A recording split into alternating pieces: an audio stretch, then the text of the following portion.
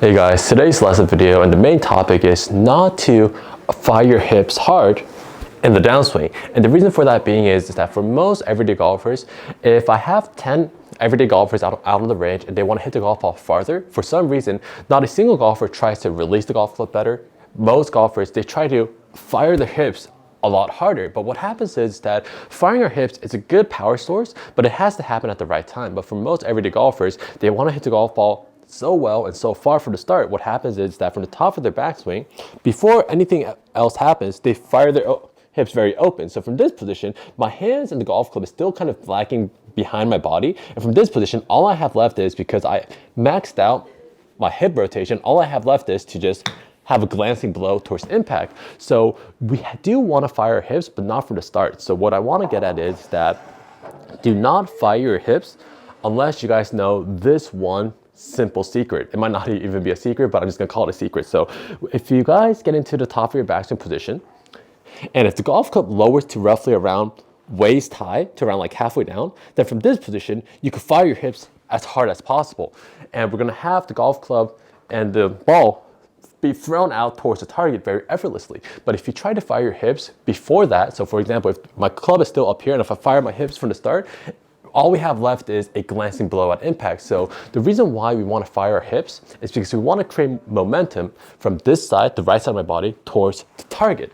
But if I have momentum towards the target, we have to get the golf club to be in line with around my waistline right here. And then if I use my lower body, then I could sling the club towards the target. So we always got to make sure that the golf club falls down to around waist high, and then that's when we're firing our hips. So a good rule of thumb is that when you practice, this is literally how you guys should practice. We're gonna go top of your backswing, drop the golf club to around waist high, and then notice how my belt line is still in a closed position. My back is still towards the target until my golf club falls to roughly around halfway down. Then from this position, when I open up my lower body, that's when I'm gonna throw the golf club forward, not before then. So do not fire your hips from the start. Fire your hips after the golf club falls to roughly around halfway down, and then it's gonna feel like we're just throwing the golf club towards the target.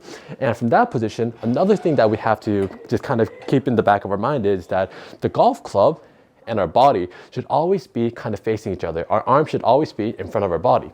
So always make sure that my chest and my sternum is always pointing with the golf club.